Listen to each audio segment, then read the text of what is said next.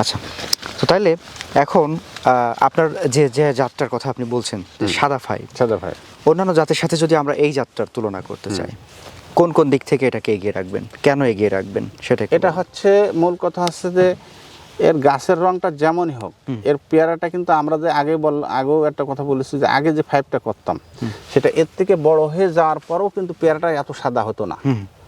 আর এটা কিন্তু ছোট থেকেই যখন একটু বড় হওয়া শুরু হয় তখন থেকে কিন্তু সাদা শুরু হয়ে যায়। আচ্ছা, এই কারণে এর নাম সাদা ফাইভ। হ্যাঁ, সাদা ফাইভ। এবং এর রেটটাও কিন্তু আগের ফাইভ যে রেটে চাষ করতাম তার থেকে রেটটাও কিন্তু অনেক ভালো মানে পাওয়া যায়। আচ্ছা, ওইটা কিন্তু অত মানে বিক্রি হতো না। আর ফলনের ব্যাপারটা? আর ফলনের ব্যাপারটাও আগের ফাইভের চাইতে এটা বেশি। হ্যাঁ, তাহলে আপনি বলতে চাচ্ছেন যে পেয়ারা যদি বাণিজ্যিকভাবে করতে হয় তাহলে সাদা ফাইভ করা বেস্ট?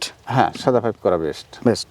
আচ্ছা, এটাতে বিঘা প্রতি কতগুলো চারার প্রয়োজন পড়ে? বিঘা প্রতি চারা আসলে আমাদের লাগানো কেউ 6 ফুটেও লাগায়, আবার কেউ 7.5 ফুটেও লাগায়, আবার দেখা যাচ্ছে কেউ একদিক 7.5 ফুট আবার আর একদিক 6 ফুট এভাবেও দেয়। আচ্ছা আচ্ছা, তো এভাবে দেওয়া যায়, সমস্যা না।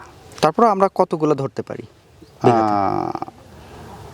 যেমন 300 বিঘা প্রতি 300 কেউ লাগায়, কেউ 250 লাগায়, কেউ কিছু কম কেউ কিছু বেশি। আমরা মাঝখানে 300 ধরবো, এর কিছু কম হবে কিছু বেশি হবে, যে যতটুকু দূরত্ব দেয়। আপনি কি মনে করেন এটা আদর্শ দূরত্ব কতটুকু? আদর্শ দূরত্ব হচ্ছে দেখা যাচ্ছে জমি যেসবগুলো একটু কমা জমি, গাছ বাড়বে কম, সেই ক্ষেত্রে সেখানে 6 ফুট দেওয়া যায়। 6 ফুট।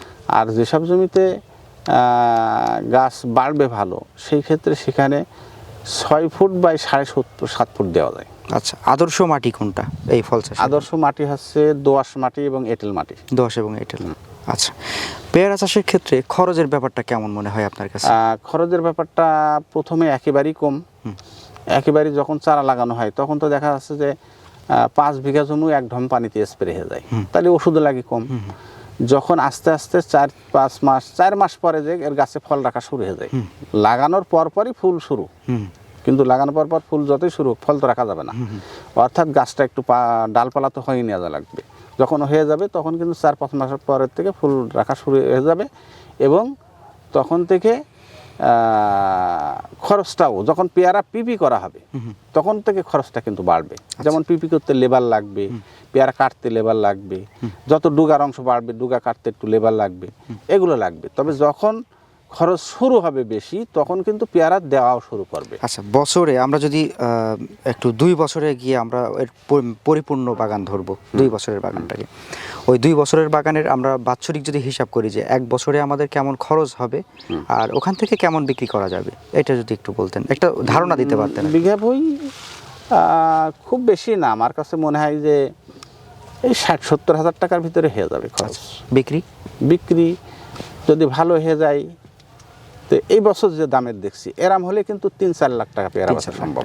আচ্ছা, সাধারণত পেয়ারা কোন সময়ের জন্য রাখা ভালো হয়? অন্যান্য বার যেমন দাম ছিল, যদি 20 টাকা পেয়ারা বেচা, কোথায় 20 টাকা আর কোথায় 50 টাকা, সেটাই, তাহলে 20 টাকা পেয়ারা বেচে আর কত টাকা? সেটা তখন তো অর্ধেকের নিচেই 1-1.5 লাখ টাকায় চলে আসবে। হ্যাঁ, আর সাধারণত হচ্ছে পেয়ারাটা কোন সময়ে ফল রাখলে ভালো হয় এবং কারা আপনার সবথেকে আষাঢ় এবং শ্রাবণ ভাদ্র এই 3টে মাস ফুল আসলে এই ফুলটার মাল সব থেকে দামের বাজারে পাওয়া যায়, সব থেকে দামের বাজারে। আচ্ছা, যাই হোক, অনেক কথা হলো, আপনার পেয়ারা বাগান ঘুরে দেখলাম। আমাদের যারা দর্শকরা রয়েছেন, যারা কৃষক ভাইয়েরা রয়েছেন, তাদেরকে একটু পেয়ারা চাষ নিয়ে, আমরা যেহেতু আজকে পেয়ারা নিয়ে কথা বলছি, পেয়ারা চাষ নিয়ে একটু পরামর্শ দেন সর্বশেষ। হ্যাঁ, পেয়ারা চাষ নিয়ে পরামর্শ হচ্ছে যারা পেয়ারা চাষ করার জন্য আগ্রহী হবেন দয়া করে অবশ্যই আমার সাথে যোগাযোগ রাখবেন। আসলে আমরা এতগুলো যখন আমরা মাটির একটা সমস্যা তৈরি হয় তখন মাটির থেকেও হতে পারে, গাছের থেকেও হতে পারে, তখন কিন্তু পরিচর্যার সমস্যা হতে পারে, যেগুলো কিন্তু একবারে যদি আমি বলে দিই সেটা কিন্তু মেলবে না। এই জন্যই সময়ের উপরে ডিপেন্ড করে যখন যে সমস্যা, সেই সমস্যাগুলো যদি আমার সাথে শেয়ার করে তাহলে অবশ্যই সেটা সলভ করা সম্ভব। আচ্ছা, আর সেই সাথে আমি আর একটা কথা বলি যে চাষ আমরা যত লোক করি, কেউ অনেকের সময় চাষও করি, ব্যবসার সাথে জড়িত থাকি, চাষ করি, চাকরির সাথে জড়িত থাকি, বিভিন্ন কায়দায় জড়িত থাকি, যার কারণে আমি একটা এসে বলেছিলাম যে 2 নৌকায় পা দিয়ে আসলে সফলতা হওয়া যায় না। কারণ হচ্ছে যে কোনো একটা পথ ধরে সেই পথে একনিষ্ঠ মন দিয়ে আল্লাহর প্রতি ভরসা রেখে সেটা যদি করা হয় আমার মনে হয় যে অবশ্যই সফলতা পাওয়া যাবে। সেটাই। আর সাজেশনটা আমার কাছে আমি যারা চারা না নেয় তাদেরকেও সাজেশন দিই, এমন আছে অনেক লোকের বাড়ির কথা জিজ্ঞেস করি না, আমি মন প্রাণ খুলে সাজেশন দিই, আমার যেটাই ভালো হয় আমি তাদেরকে সেটাই করাই। এই জন্য অবশ্যই যোগাযোগ রাখতে হবে, যোগাযোগ রেখে চাষটা করলে সে ভালো ফসল ফলাতে পারবে ইনশাআল্লাহ।